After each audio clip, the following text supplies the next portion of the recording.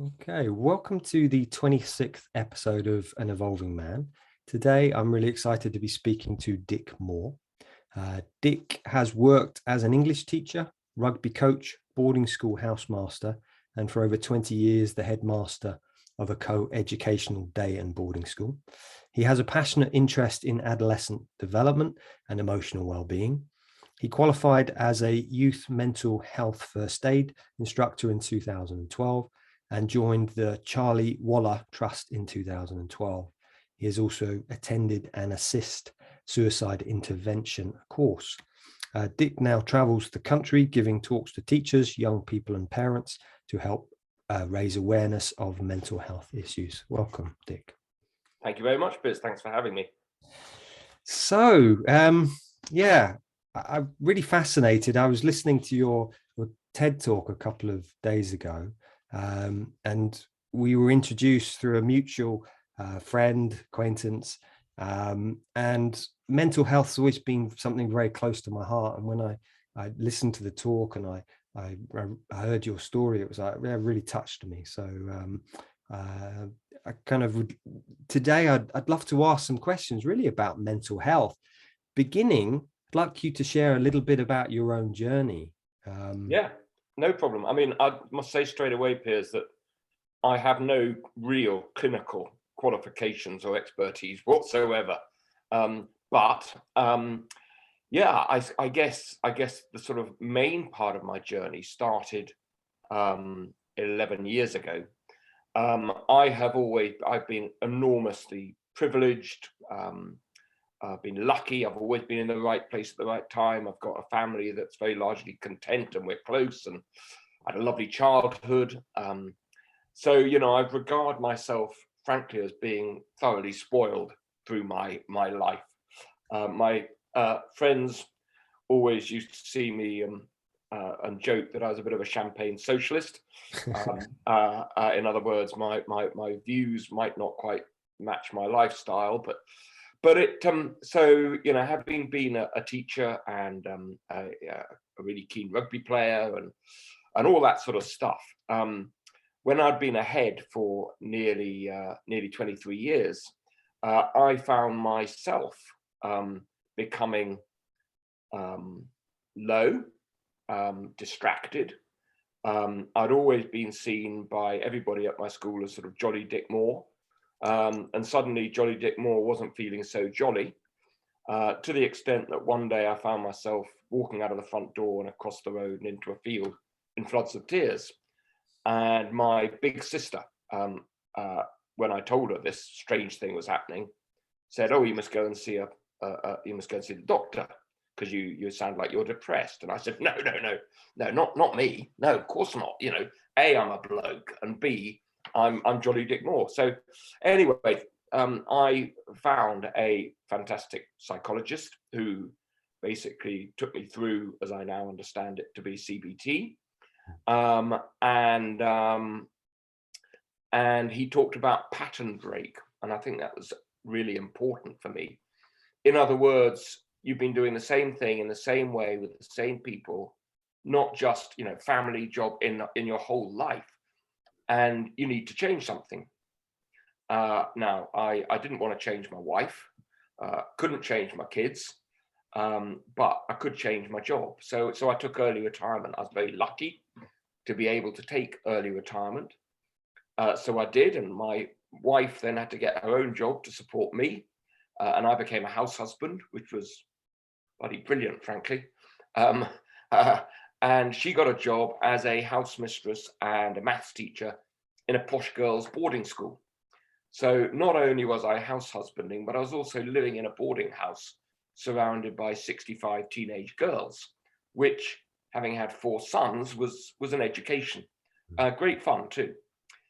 However, 3 years in, the third of my 4 sons took his own life one September day.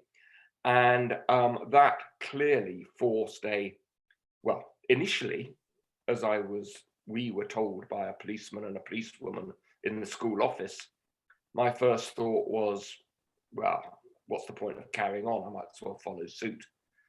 But then as we strolled home, thinking, well, what does one do now? You know, it obviously, I thought I want to know more. I want to know where I might have gone wrong. So I went on a mental health first aid course, and I joined up with this fantastic local charity, the Charlie Waller Trust that you mentioned. And they initially just to sort of stuff envelopes or clean the office or whatever, but they introduced me to doing some talks, and that just snowballed ridiculously. So I've now talked at probably 500 different venues, mostly schools, but also businesses, colleges, universities around the UK and all over the world, which is brilliant because I'm really passionate. And it's something I can do. I mean, I'm hopeless at lots of things, Piers, let me tell you. When it comes to money, DIY, anything in terms of being practical and organized and logical, count me out. When it comes to standing up and showing off, I'm pretty good. So that's really how I got to where I am. Thank you. Sounds like a painful and fascinating journey. It's been painful, but the most fascinating thing is that if you had told me 15 years ago that one of my children was going to take his own life, I would have said, I will have no chance of coping with that. I'm not, despite what people might think, I'm not a resilient person. And yet, not only did I cope with it, but my life now is better than it was beforehand. So I have no religious faith, Piers, but I do sometimes look up and think, well, if you're up there, God, mate, then I guess this is what you do, you know, allow shitty things to happen and create amazing silver linings if you're lucky. And I've been lucky. Thank you. It's I love how you have that perspective there. Well, it's not really of my making. That's the odd thing about it. You know, I'm intensely aware of privilege, and I don't feel I deserve all the good things that seem to be happening. You know, the difference between being a headmaster and doing what I'm doing now is that as a headmaster, you get all the grief, all the hassle, all the difficult parents, all the problems. I don't get any of those now, apart from my own family. But I don't. You know, people say nice things. If they don't like what I do or what I say, they don't say anything. Pretty cool. Interesting. Thank you. So I'd love to pick your brains and just, you know, kind of delve a little bit more into suicide, really. I'd love you to speak a bit about suicide ideation, especially with young people, and especially young males. You probably could tell me the figures better than I know, but my belief is I think it's 75% of suicides are males. Yeah. And it's the leading cause of death under 45. Is that right? That's right. Yeah. So yeah, I'd love you to expand a little, because you know, for me, in my 20s working in the city, I tried to commit suicide a few times, and I kind of struggled with that until I really, you know, a bit like you did the psychologist, by me going within. And that helped to shift something within me. So I'd love you to speak a bit about that, please. So Piers, when you were in your 20s and working in that high octane environment, can you remember going downhill, or had you always been potentially vulnerable through your early childhood and then your adolescence? Had you always been? Would you say sorry, I'm going to answer your question, but because it's relevant. Thank you. Were you always vulnerable to that sort of intense, low state of mind? I don't necessarily think I was. I mean, it was a tough upbringing. My father was military, ex-boarding, alcoholic. He got invalided out of the Navy. So used to have huge battles with him, Mm. so much so that I asked to go off to boarding school. And then, Right, did you? Gosh.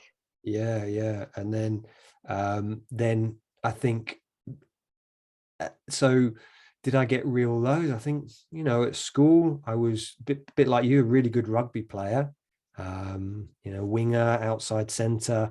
So on one level, I thrived, but on another level, as I shared before we began in the emails, is one of my friends committed suicide while I was there.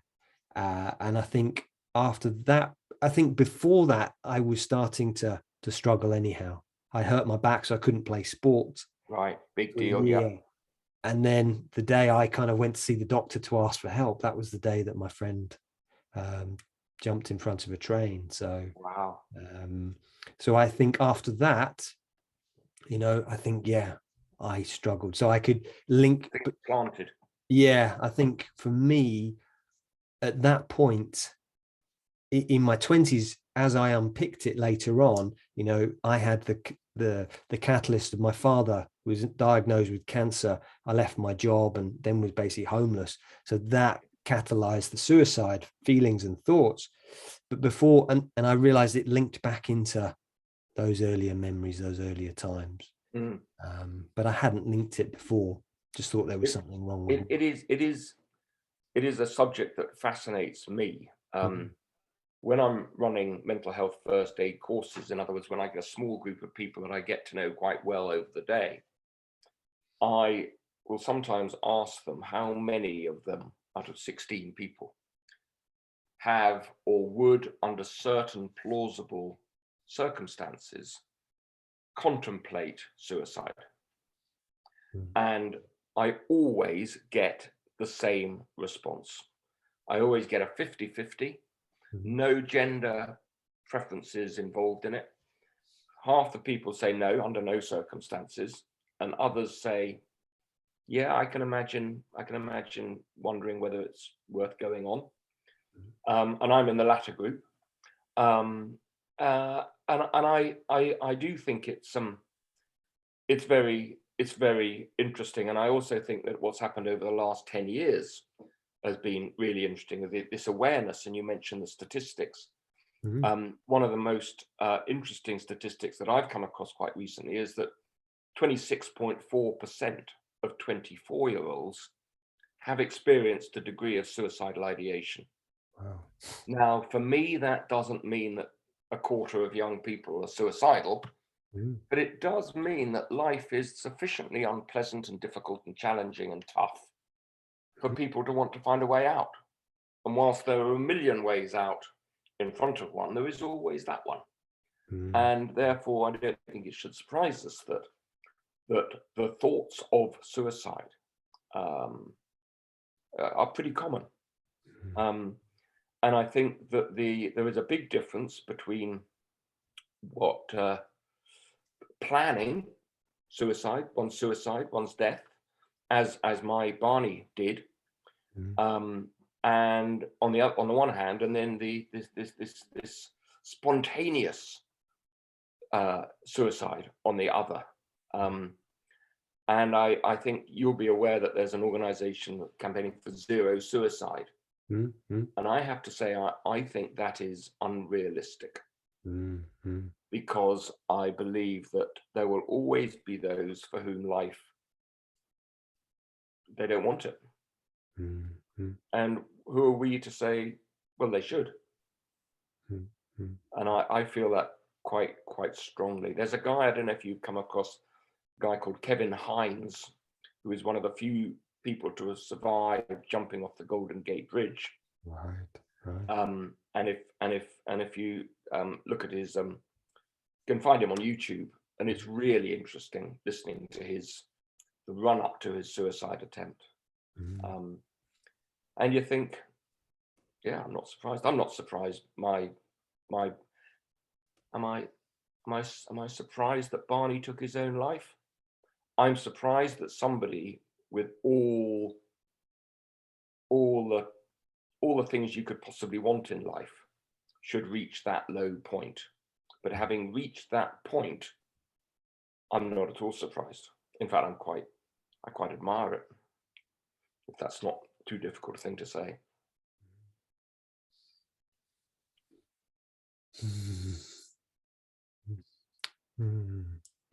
Yeah, like as I've shared, I found it extremely challenging when my friend died. So I can't imagine what it would be like to lose a son or a partner in that way. Yeah, I can't imagine what it's like to lose a partner, because in my case, I absolutely rely on my wife.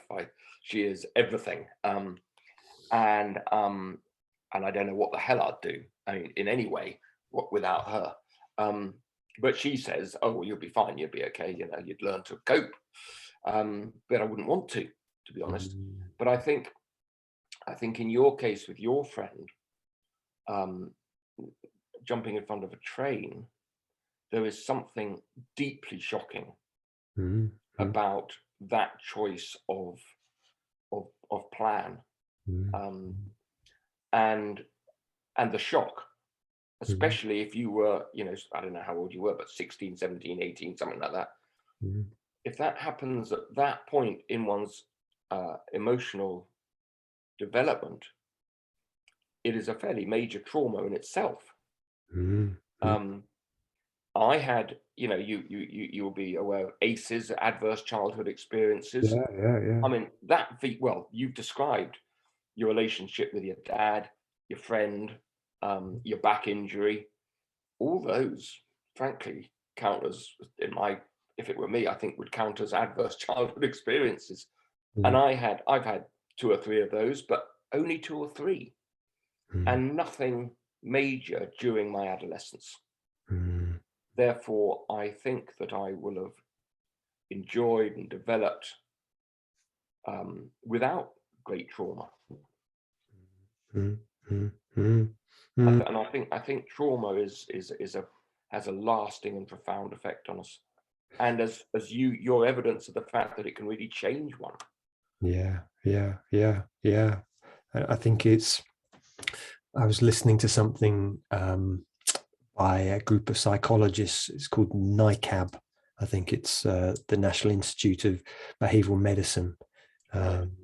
And talking, there's 2 main types of trauma. I think it's extrinsic and intrinsic. Extrinsic is someone's beating us up, or some physical form, it's obvious. Whereas the intrinsic, that's the more insidious, because it's not obvious. People don't see it. Exactly. And I've spoken to many, not many, but probably at least a dozen people who were at school at that time, and they thought about that suicide every day for years. You know, so I see that, how it really affects people.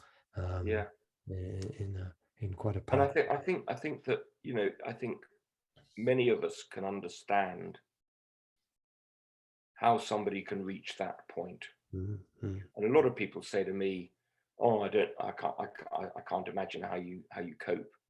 And I say, well, yes, you can actually imagine. You can imagine somebody close to you dying, and how you'd feel. And actually, you know what, it's just like that. Where some of us are lucky is that that trauma has positive spin-offs rather than spiralingly negative spin-offs. And I think that's important. Yeah. Thank you. Wow, powerful. So I think that, you know, the next question I really have is this idea of the pressure that young people are under. Obviously, you've given talks at 500 different schools and institutions across the country.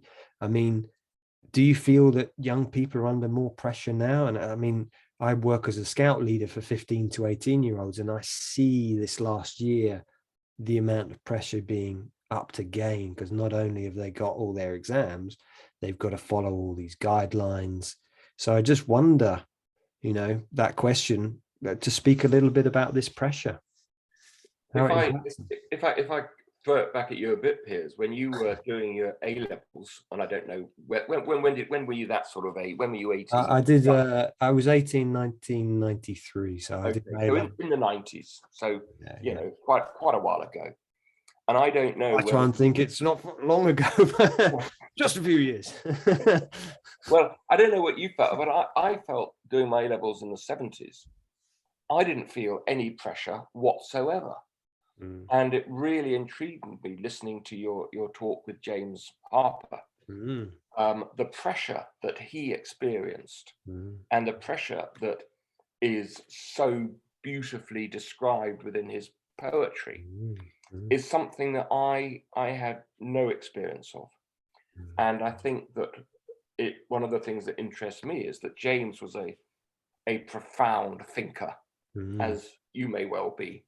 And I do think that a lot of young people who are bright or mm, very creative or deep thinkers are more vulnerable probably than the rest of us.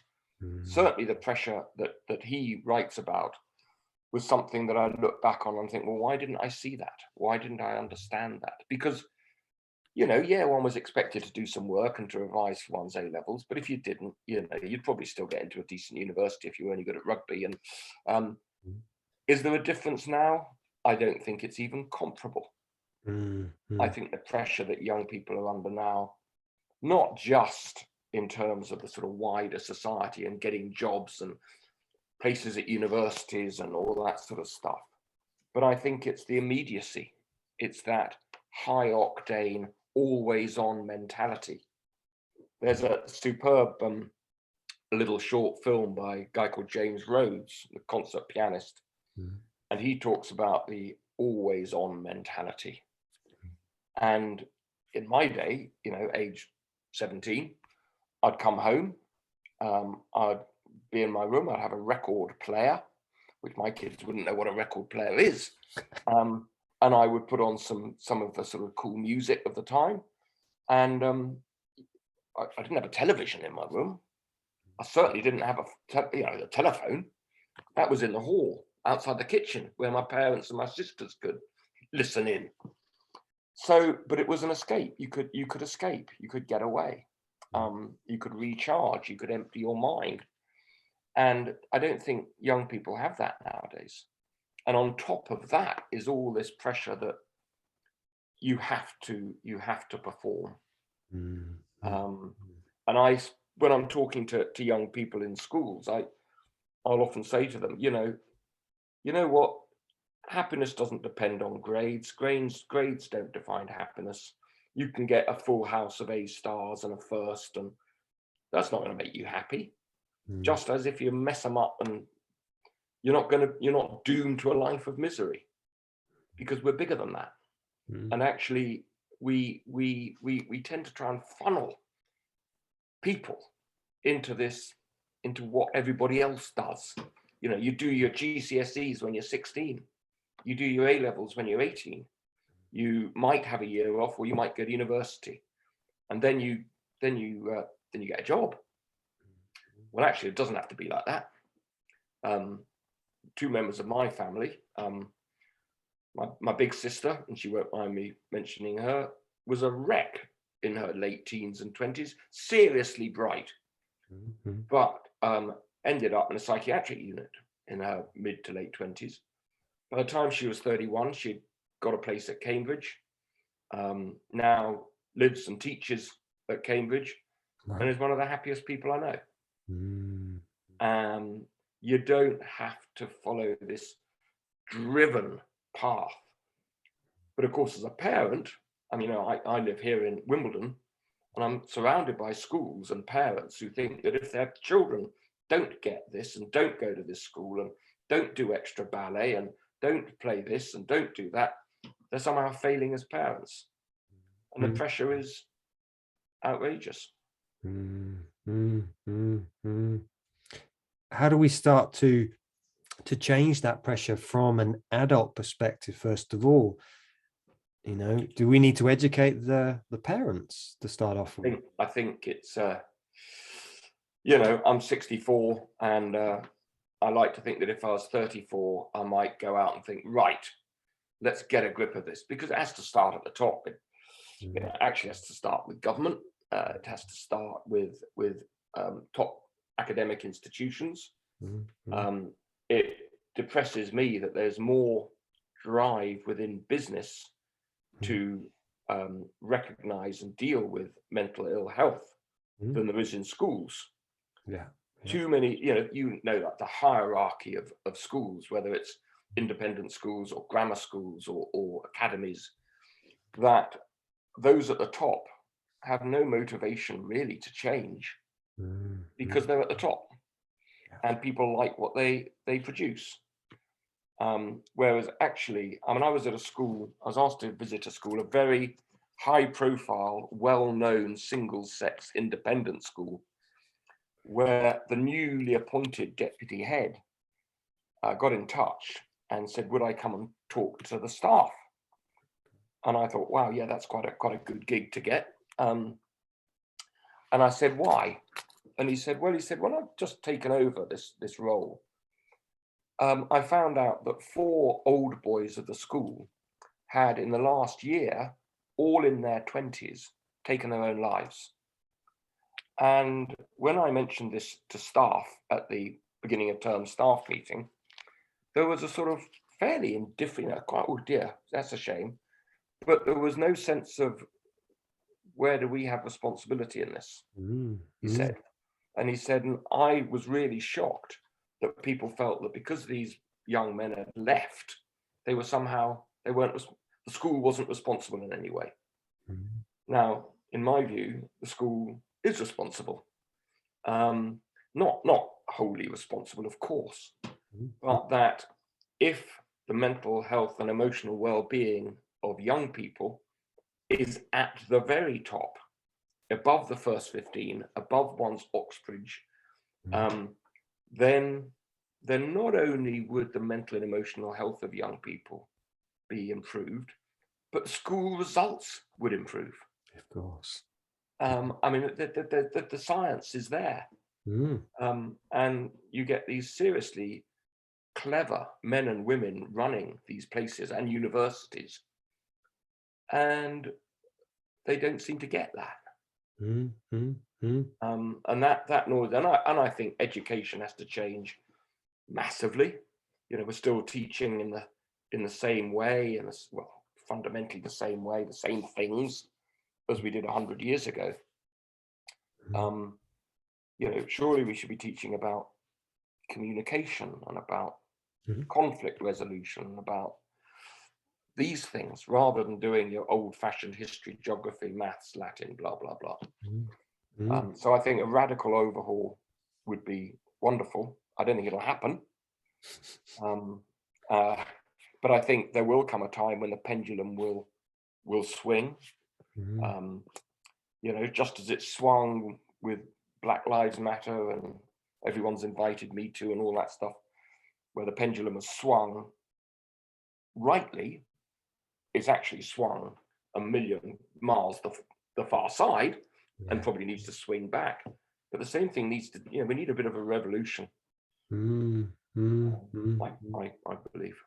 Yeah, thank you. Yeah, I agree. It's interesting speaking to a few of my podcast guests. It's like, I can almost see this group of like-minded people going, oh, actually, yeah, we all feel very much the same, that something needs to change. And I almost feel like if I try and do this on my own myself, it's almost impossible. But if I can do it with a group of 10, 20, from my school, 20 of us who want to go in and help, support, change, it's like, oh yeah, that's different, rather than just schools are very fundamentally pretty insecure. That if change threatens their hegemony, then they don't really want it. But I'm interested going back to the talk you had with James Harper, and with your own experiences. I think that when I started doing my job as a teacher, as a housemaster at an independent school, there was a lot of time spent with kids. There was I didn't have a computer. There wasn't a computer. I had a telephone. I had letters. I had an old-fashioned typewriter. I didn't have to produce reams of paperwork. I had time to sit on young people's floors and chat to them and mess around and have fun and listen. A teacher today, every school I go to, if I said, if I could give you one gift in your professional life, what would it be? Every single time they come up and say, time. Give me time. Because the key thing for any teacher is to be able to build connections, to earn the trust of one's students, so that our students believe that we like them, we're there for them. But you can't just do that because you've got a label saying teacher. You have to earn it. Yeah. And the time is taken away. You know, you think back to even when you were at school, certainly when I was at school, how many more things have been added in to school? Yeah. And how many things have been thrown out? Well, nothing's been thrown out. Yeah. It's interesting. I was speaking to Tuans Opperman in my last podcast, who's a head teacher based in South Africa.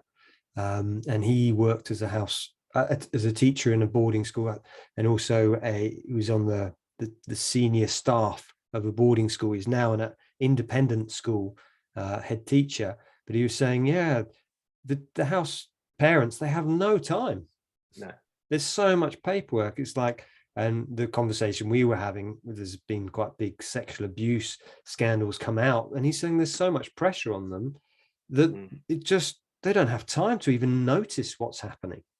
I mean, one of the issues, I think, is that in prioritizing safeguarding, you know, the sort of avoidance of abuse of all sorts, but particularly sexual abuse, and at which nobody would argue against. You know, those increased safeguards are important, and yes, it will take a bit more work, but actually, I will say, if I want to antagonize people, I'll say, yeah, of course, trying to safeguard against sexual abuse is important, but I don't think it's as important about safeguarding as against mental and emotional ill health.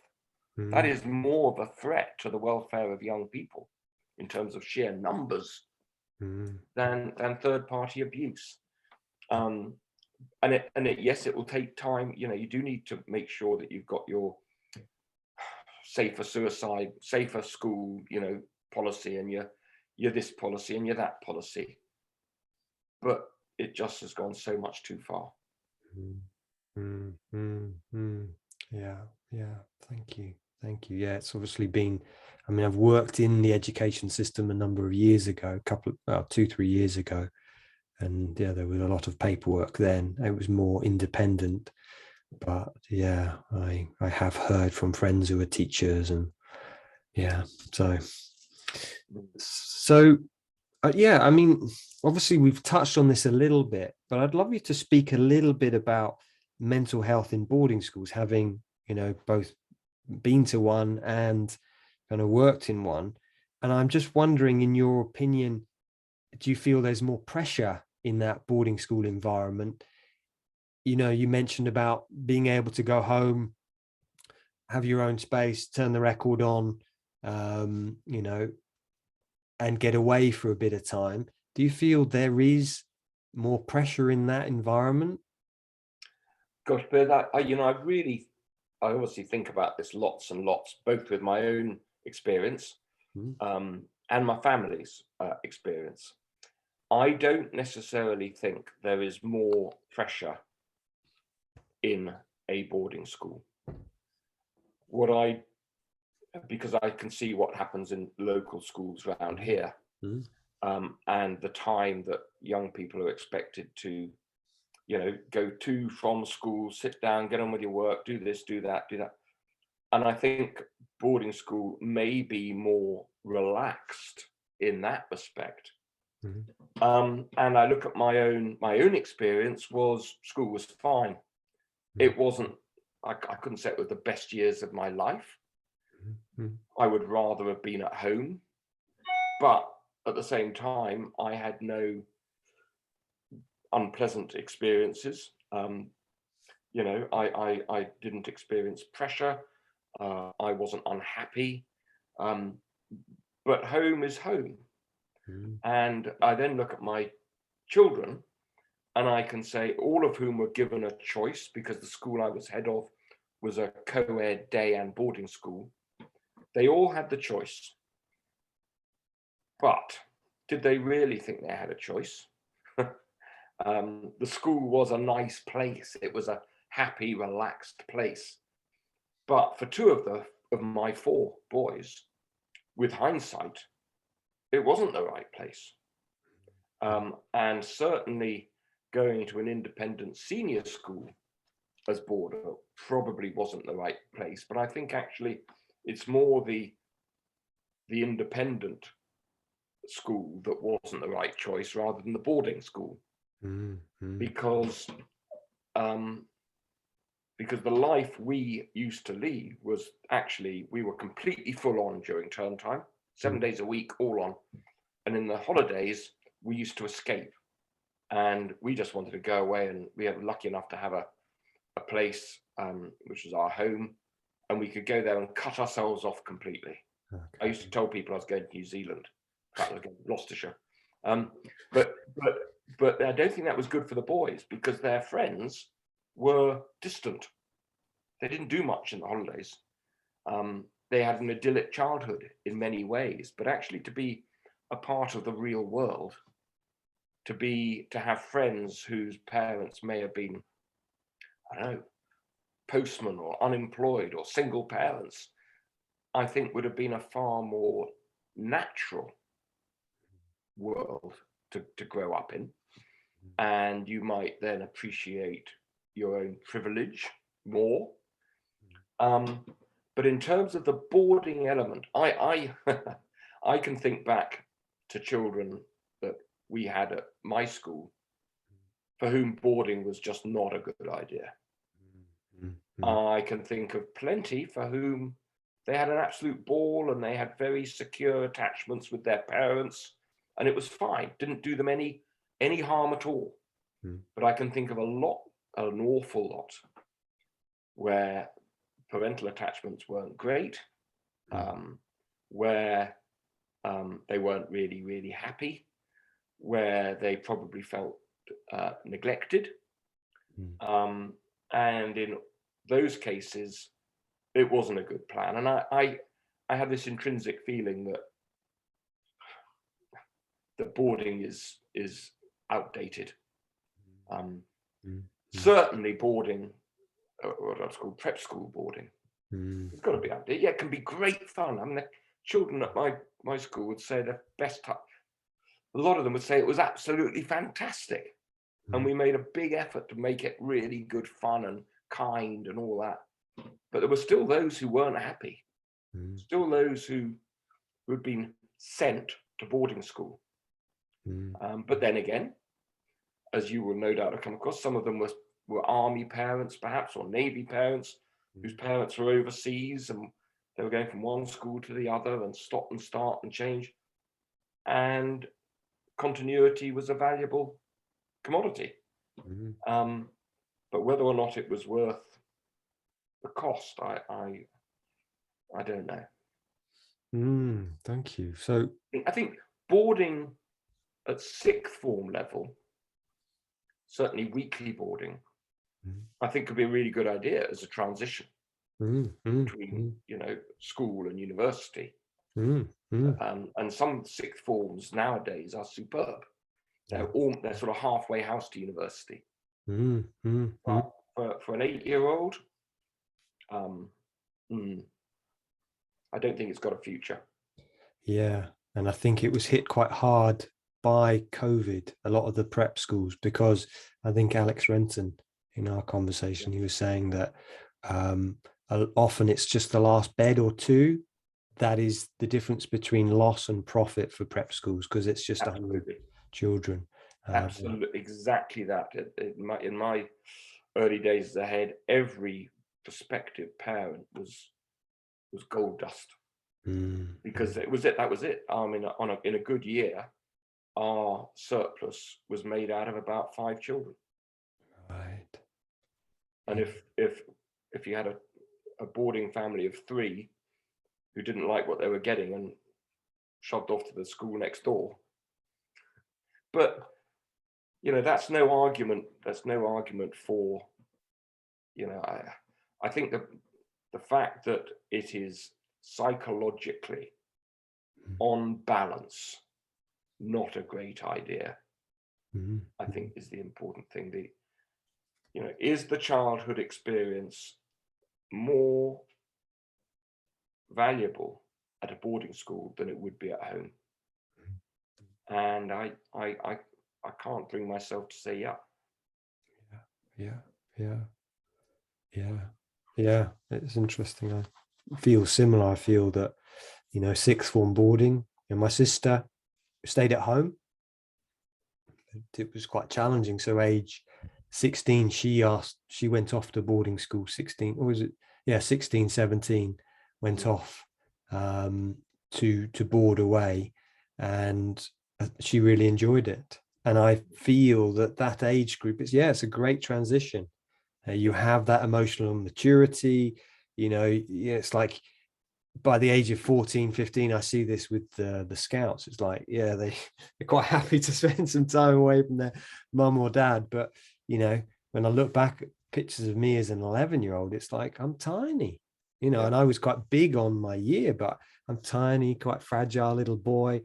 And of course, at 11, you haven't really, as a boy, you haven't hit puberty. No. And as a girl, you may have done, but as a boy, as an 11-year-old, you're still a little boy. Yeah. And that incredibly important. There's some really interesting research coming out of America which suggests that the first 2 years of puberty are the single greatest threat to a young person's self-esteem. Really? So if we look at boys, it's probably year 8 and 9. Girls probably year 7 and 8. Yeah. And I'd never realized that as a head or as a parent, that those 2 years before they start smoking and drinking and doing weed and jumping into bed with you, before any of that, that is the key area. And schools need to appreciate that. That's fascinating. I was speaking to the head of a charity a number of years ago for a kind of not mental health, but more with trying to engage boys with their fathers, saying that age 11 is the age that you want to have a connection with the father or the father figure, because it's at that age that they start to look for older boys or the peers to model. And often, because we miss that, they end up idolizing the 15-year-olds or idolizing the YouTube stars, rather than, and what he was trying to do is set up that connection with the fathers. And he said by age 15, it's too late. They've already formed them. No, I mean, I would agree. We spend so much time. One of the things I often talk about is the need to be proactive rather than reactive. If we wait until you've got a 15-year-old in year 10 who's going a bit, off the rails, you've missed your trick. They might still go off the rails, but actually, if you've worked hard when they're, all the way through, but certainly in their puberty, then you have a chance. And that's why education needs to change pretty radically, not necessarily just in the boarding day discussion, but in the, what are we educating children for, and how are we doing it, and how much are we giving them, and are they richer as the result of what we're giving them? And the answer is I think some are. I mean, I don't know in your school days, but in my school days, I believed I was completely useless at music, art, drama. I hope that those areas of school life are now much more respected, than they were 50 years ago. Yeah, hopefully. I think I have heard from some people things like languages, certain languages have gone out. I've heard the creative arts have diminished a lot from certain people who that's what I've heard. It's more the mathematics, the sciences, those types of things. Well, there is a school not far from where I'm speaking to you from, Okay. where they do know drama, music in year 2 to 3 in order to prepare children for the entry exam to the local school. Wow. And that you see, that for me is, I mean, if you look at the most successful education systems in the world, most of them do not start school until at least 5, often 7. So Estonia currently leads the top ranking school. They don't even start school till 7. Yeah. So why can't we learn from these places? Yeah. Great point. But then on the other hand, teachers are paid very similar to doctors and to lawyers, and they all have to have the masters, and they have freedom to teach what they want, and their job is to inspire. Well, I think you'd find the number, and I don't know, it's really interesting listening to James Harper speak on the number of teachers that he had at his school, our school, who he found inspirational, despite the pressure. I found that a quite interesting, almost a contradiction. Yeah. But how many teachers are there out there now who have the time and the energy to be inspirational? Not many. Yeah. And of course, the whole emotional, we model things, don't we? Adults need to model. And a question I ask people when I talk to teachers is, how many of you have ever cried in front of a child? How many of you feel that it is unprofessional to reveal anything of yourself to the people you're teaching? Obviously, there are clear boundaries that need to be set. But I think if you're not prepared to invest something of yourself, to reveal something of yourself, then you can't expect them to reveal parts of themselves to us either. Yeah. Sorry, I'm rabbiting on. I get a bit. No, thank you. Fascinating. I think I'd like to just come back to, you mentioned about you feel education, boarding school education's outdated. A vision as an elder, what would your vision be of how we could change? Obviously, it starts at the top, but what would your vision of these schools be? Would it be that, okay, we do, yeah. I think you mentioned something earlier which sort of struck a chord a bit. I think if you were to get 10 top schools that were to work together to say to universities, we will not be sending our students to you unless you prioritize emotional and mental health, you provide more vocational education for our top students, unless you get that group of 10, 12 schools saying, actually, we believe that this is what education should look like in 10 years' time. For me, that would be that boarding would be the exception up until sixth form, but actually it would be a gradual process that would actually start with the onset of puberty, and it would be perhaps like weekly boarding or sporadic boarding or flexible boarding, where parents were expected to invest their time and the school would invest their time, and the children would still have their home base, their home security, their time to switch off, and yet they would gradually be severing those required attachments with parents, obviously keeping them, but moving away gradually. and that by the time students reach sixth form, that the vast majority would be boarding away, living away from home for part of the time. Then, that it's not practical. Practically, it wouldn't be practical. But I think that those schools and universities need to actually think: are we educating these young people for their futures, or are we educating them primarily for us? There's a lovely YouTube film called "I Sued the School System," which is set in a sort of fake American courtroom, comparing where modern day schooling is on trial. It's funny, but it's also profoundly insightful. Interesting. I'll have a look for that. Yeah. Interesting. Well, thank you. Yeah, thank you for those insights there. Yeah. I think I'd love to see this. See more people change. It's like listening to this head teacher speak before Christmas. That there's more and more people. He's talking about duty of care a lot in that talk.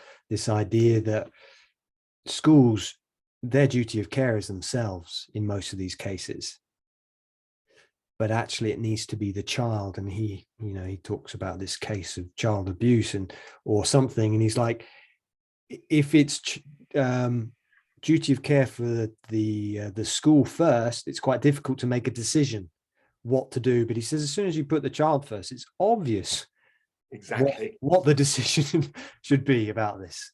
Exactly. And the frustrating thing, Piers, is that when I work with small groups of teachers, like mental health first aid course, I now do exclusively in schools, because I really like working with 16 teachers, because the teachers who attend these courses want to attend the courses. They're motivated, they care about well-being. And you think, if only all teachers would have the approach of child first. Of course, we've got to look into marketing and this, that, and the other. But if it was always child first, it's really interesting. And I look back at the children I had at my school, and sometimes children who were labelled by me as well as others as being bloody difficult, awkward, just quite unpleasant in their own way, and who I saw as being just naughty children. Looking back, they were always frightened of something. They were always anxious. And I wish now, looking back, that I'd actually thought, okay, what is making that? What is leading to that behavior? What is going on at home? What is going on at school? What is going on in their head that has prompted these sorts of behaviors? But there's no bloody time. Yeah. So I'm hearing your work so valuable, what you're doing with the Charlie Waller Trust, going in and educating these teachers about this. This needs to. Well, it's basically saying, if you were so I did a course 2 days ago at a lovely, comfortable school, and out of the 16 adults present, 5 or 6 of them during the course of the day revealed something fairly profound about their own childhood or their own parenting that was powerful and difficult and destructive. And I thought, well, how could we have avoided that? How could that have been avoided in their education, in their upbringing? Nobody's pretending that teaching or parenting is easy. I found parenting bloody difficult. And yet when I started, I thought, I'll be quite a good dad, really. I'd be fine. But, we really need to think. My wife is doing a master's in child and adolescent psychotherapy. Okay, wow. And some of the stuff that she comes home with talking about is, I think, well, why isn't that part of education? Why aren't teachers trained about the development of the adolescent brain? Why isn't that part of teacher training? Yeah. Anyway. Yeah, thank you. Thank you.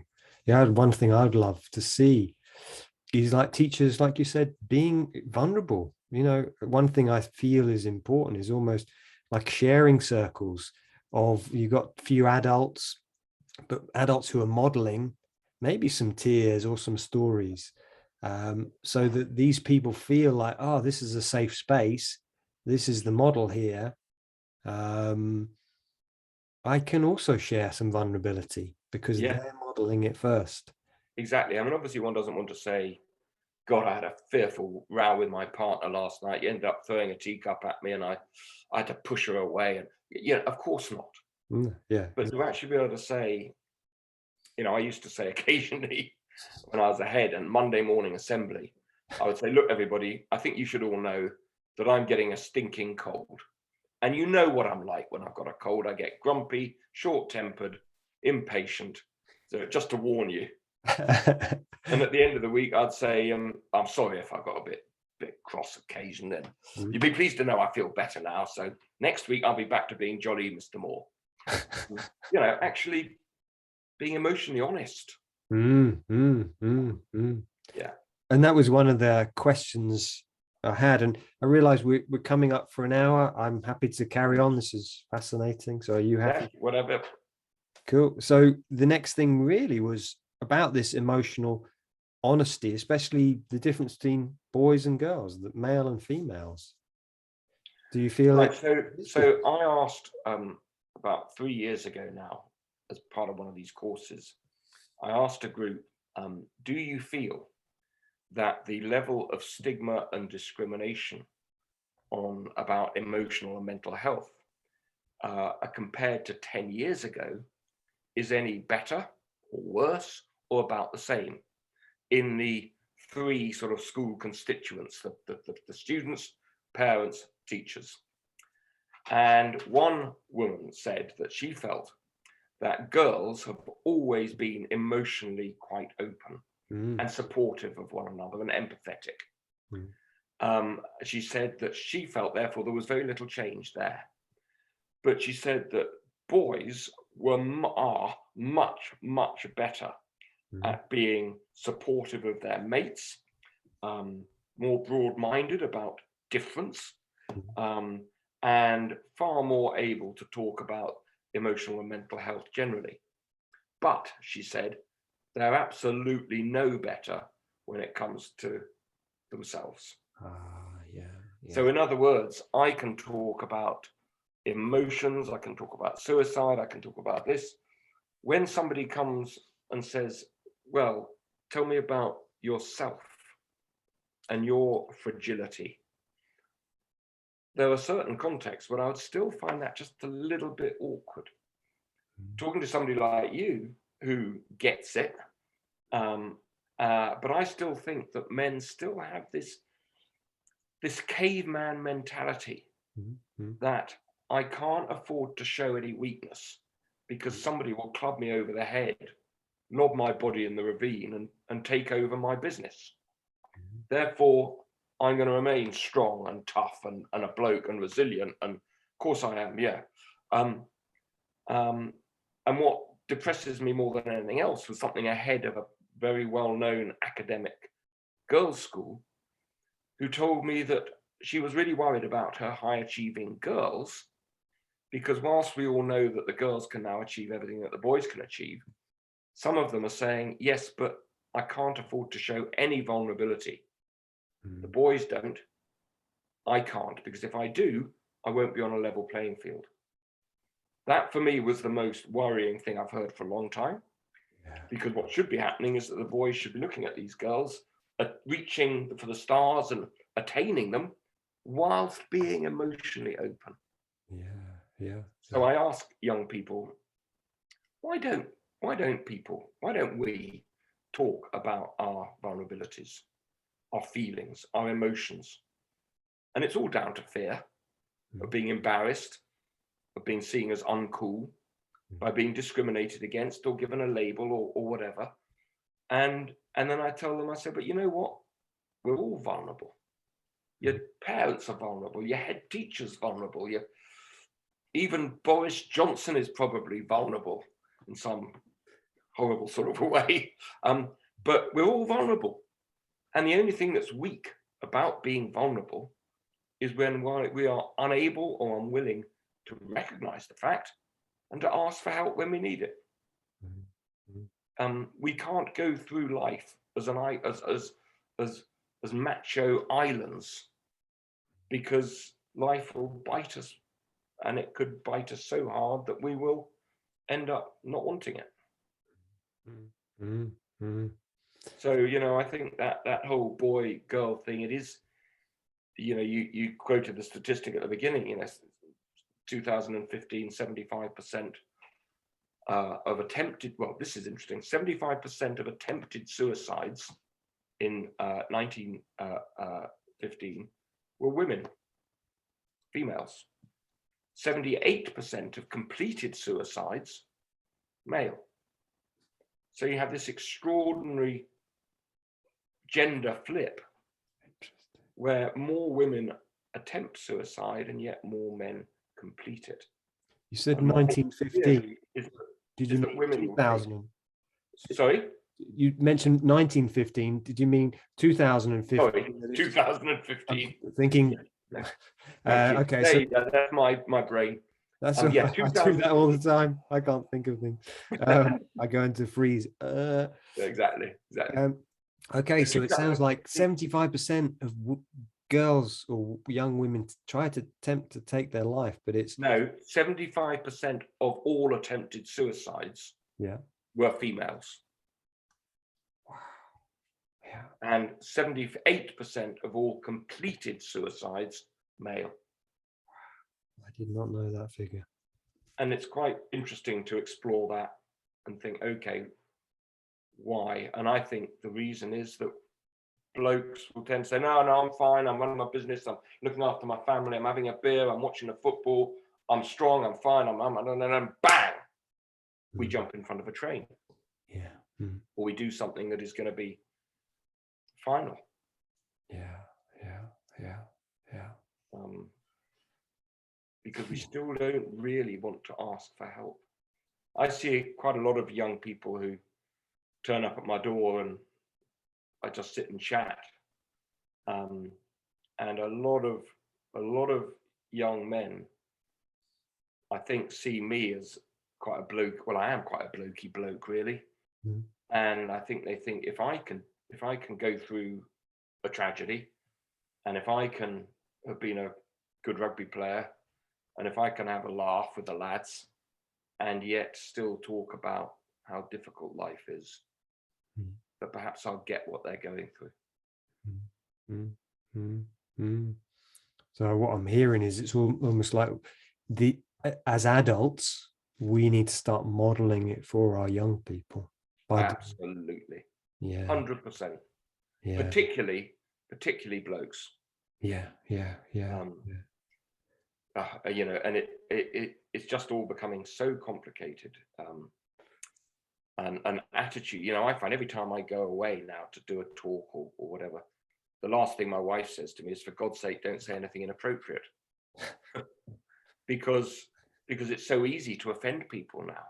Yeah. And I would like to be able to talk about that. Yeah. About what it's like being offended. And it's a bit of a minefield, but I think if one is not honest with young people, A, they'll see through you. And B, they'll take no notice. Yeah. I think I was talking to Lawrence Johns, who's community director of the Mankind Project in the UK. And he was saying this thing of vulnerability. His father was a career criminal, gangster essentially. So he lived on the streets of London, and it was like dog eat dog. And then when he realized about vulnerability, he was like, oh, that actually makes me that much stronger by wearing my heart on the sleeve. It's like nothing to hide. No, and yet in that environment, with those people who are living those lives, you cannot afford, you can understand how they wouldn't want to be vulnerable, or seem to be vulnerable, because the bloke on the other turf would see you as weak and get rid of you.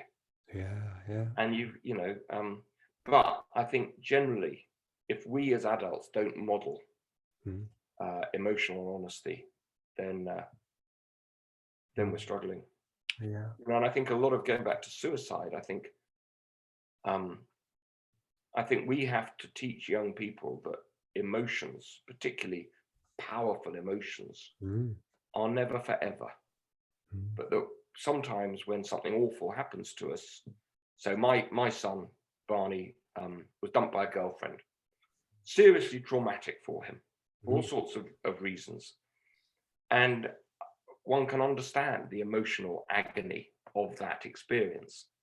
And yet he believed, I think, that was how life was going to be, unless he could get his girlfriend back, because his brain, his emotional part of his brain, leapt to that conclusion. And what he needed is somebody to say, hold it, calm down. Yes, it's bloody awful. I know it's agony, but it will not go on forever. That emotions are transient, they're temporary. They come and they go. There's nobody denying that the extreme power of emotion, but we all need somebody or some people who we can lean on, listen to, talk to, cry on, who will help us when the going gets tough. Not if the going gets tough, when the going gets tough, who will be able to help us to re-engage our cortex, our thinking brain, to say, this is awful, but it will be okay. And that's where adults come in. We need to be those people to help young people see through the emotion, see beyond the emotion.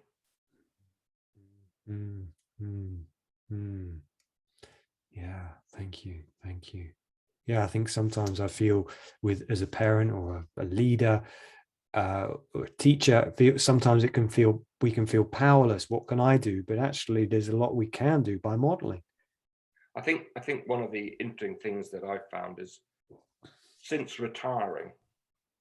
only since retiring have I fully understood the impact that I will have had on the young people who I cared for.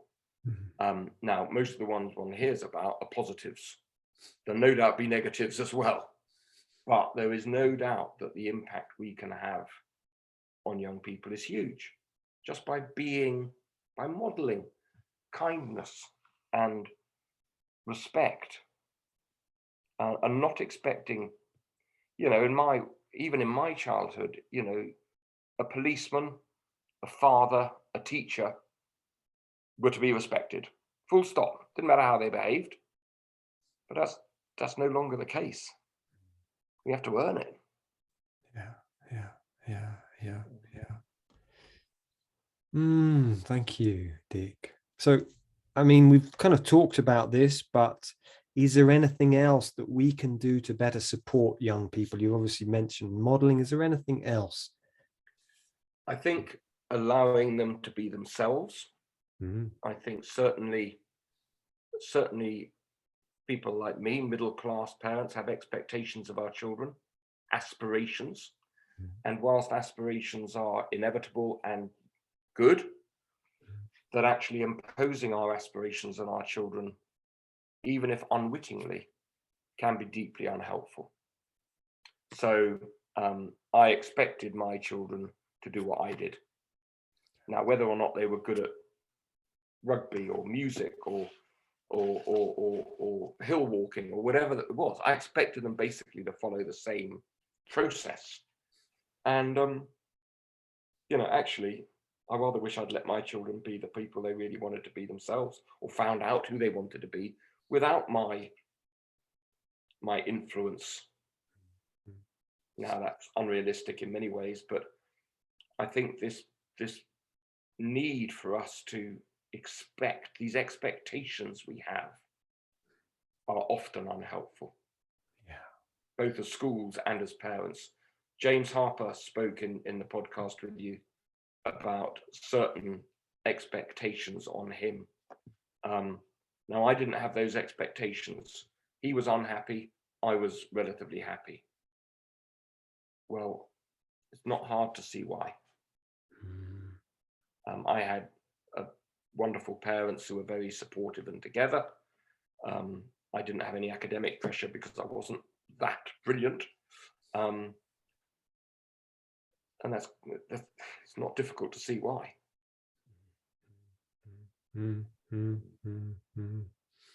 Yes, I'm hearing. So I think allowing young people to be and trying to avoid imposing our own aspirations where they are. I mean, if you go and watch a schoolboy rugby match, but don't watch the kids, watch the parents. Okay. Yeah. And you will see those who are marching up and down, living their youth through their children. And it's almost embarrassing, certainly funny. We're watching a bunch of 16-year-olds running around on a bit of grass, as if it's the most important thing in the world. Interesting. Thank you. Yeah, it's interesting. I just suddenly brought a memory. I played five-a-side football tournament one Sunday morning, and it was there was a match next door. It's like a pub match of football, and they were in their 20s. But there's one guy's mother on the touchline, and she was absolutely going wild. And it was like, whoa. Yeah, exactly. So, well, you go and watch a match at a highly selective posh school, and you will get things not dissimilar. I, as a head, invited a visiting grandfather, perhaps that if he couldn't stop making such critical and unpleasant comments, I'm afraid I'd have to ask him to leave. And he lifted his walking stick up as if to say, I'm about to hit you. And I don't miss touchlines. Interesting. I never really paid attention when I was playing to the touchline, what was happening. Maybe if there was a pretty girl there, but I don't think. That Keep was your eye on the ball, Piers. exactly the guy with the ball. But yeah. So I'd love to start wrapping this up. And how do, first of all, people find out more about you, or if people are inspired listening to this to go, yeah, I really want to help. In the description, I'm happy to put links to the Charles Waller Trust. That would be great, because they are an awesome little charity, or getting bigger charity. In fact, the founder, Lady Rachel Waller, has just got an OBE, which is rather lovely. But they're really good. I think a number of people do ask me, what can I do if I want to get into this? And I think the first thing is to get some sort of qualification, whether that is a mental health first aid qualification, or you mentioned at the beginning that I've been on the ASIST Applied Suicide Intervention Skills Training. Yeah, those courses are fantastic. Yeah. There's a charity called Papyrus, which is superb, working to reduce young suicide.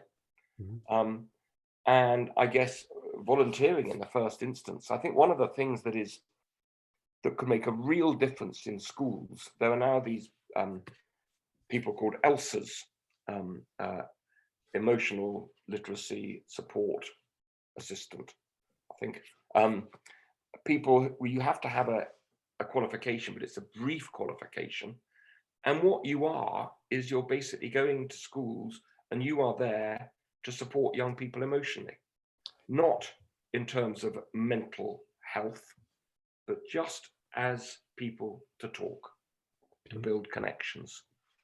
And I think to become an ELSA could be hugely valuable and actually very rewarding. Not massively well paid, but as you know, it's not an area where if you want to be rich, you don't really go into it. Maybe we need to change it, that they get the same as the doctors and the lawyers, that the ELSAs and the teachers. Well, if we want to make a difference, we need good people, committed people. And you'll be aware that, in our day in schools, whereas when I started, it was a vocation. Teaching was a vocation. I didn't know how much I earned. I didn't think, why am I here on a Sunday? Mm. You just lived it, and Yeah. it was great. And you had time to have fun and to go out for a beer and to, very few young people now go into the profession as a vocation. It's a job, and fair enough, because that's the way the world is going. But it's a shame. Mm, mm, mm, mm, We need to get back to, if you really want to have a job that is rewarding, then and well paid, why don't you go into teaching? Then an awful lot of this would be reduced significantly. Yeah. Thank you.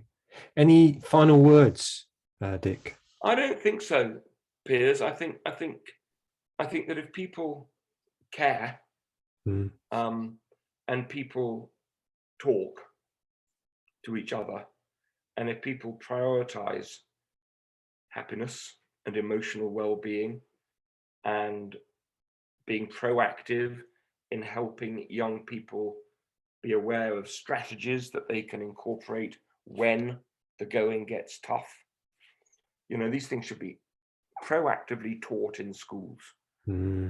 What is bereavement? Yeah. What is gonna, because we're all gonna suffer bereavement. What would be your way? What options will we have when that happens? Who will you go to? Who have you got in your circle who you could lean on? And okay, what will happen if you don't get your place at Oxford? What's the difference between a Russell Group university? What are the employment situation?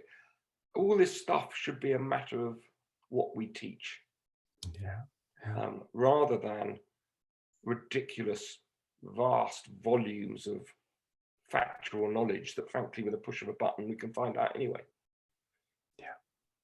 So more time talking, more space to be real, and less frenetic. Time to empty our minds.